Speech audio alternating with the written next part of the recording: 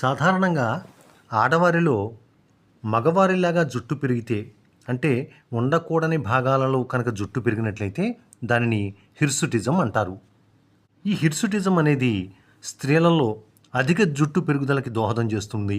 ముఖ్యంగా ముఖం, ఛాతీ, వీపు వంటి భాగాల్లో కనిపిస్తూ ఉంటుంది.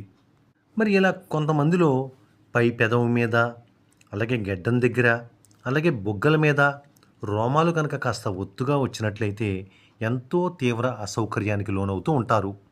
అలాగే కొంతమందికి ఛాతీ పైన, భుజాల మీద, వీపు మీద కూడా ఈ అవాంఛిత రోమాలు వస్తూ ఉండేటువంటి అవకాశం ఉంది.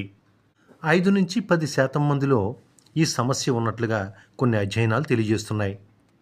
ఇలా పురుషుల మాదిరిగా స్త్రీలలో ఈ అవాంఛిత రోమాలు పెరగటం వల్ల ఆ స్త్రీలు ఆత్మన్యూనతకి గురయ్యేటువంటి అవకాశం ఉంది.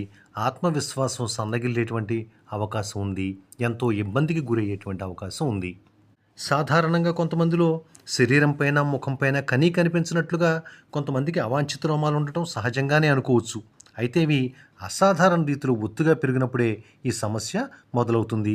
ఈ పరిస్థితిని మనం హిర్సుటిజం అంటూ ఉంటాం. శరీరంలో పురుష హార్మోన్లైన ఆండ్రోజన్ల స్థాయి పెరిగినప్పుడు ఈ సమస్య తలెత్తుతుంది అని చెప్పి నిపుణులు తెలియజేస్తున్నారు. దీనివల్ల పురుషుల మాదిరిగా కొన్ని శరీర భాగాల్లో రోమాలు ఒత్తుగా పెరుగుతూ ఉంటాయి. కొందరిలో హార్మోన్ల యొక్క అసమతుల్యత కారణంగా స్త్రీలలో పీసీఓఎస్ సమస్య తలెత్తేటువంటి అవకాశం ఉంది. ఇటువంటి వారిలో కూడా హిర్సుటిజంకు దారితీసే అవకాశం ఉండవచ్చు అని చెప్పి నిపుణులు తెలియజేస్తున్నారు. ఒక అంచనా ప్రకారం ప్రతి 4 హిర్సుటిజం కేసుల్లో 3 పీసీఓఎస్ బాధితులే అని చెప్పి తెలియజేస్తుంది.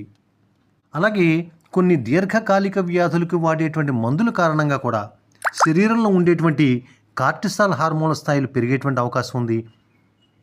దీనివల్ల కూడా ఆయా శరీర భాగాల్లో అవాంఛిత రోమాలు అధికంగా పెరిగేటువంటి అవకాశం ఉంది. అలాగే హైపోథైరాయిడిజం, హైపర్ థైరాయిడిజం వంటి థైరాయిడ్ సమస్యలు కూడా హిర్సుటిజంకు దారితీసేటువంటి అవకాశం ఉందని చెప్పి తెలుస్తోంది.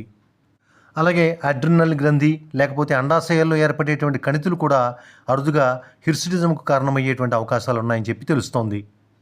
ఇవి శరీరంలో ఆండ్రోజన్ స్థాయిల్ని పెంచి అవాంఛిత రోమాలు ఎక్కువగా పెరిగేందుకు దోహదం చేస్తూ ఉంటుంది. అలాగే స్థూలకాయంతో బాధపడుతున్నటువంటి వారికి కూడా ఈ సమస్య వేధించవచ్చు అని చెప్పి తెలుస్తోంది. వంశపారంపర్యంగా కూడా కొంతమందికి ఈ సమస్య రావచ్చు.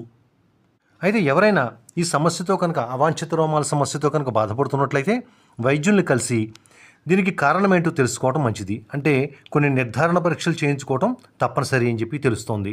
మరి కొంతమంది పాపం ఈ అవాంఛిత రోమాలను తొలగించుకోవడానికి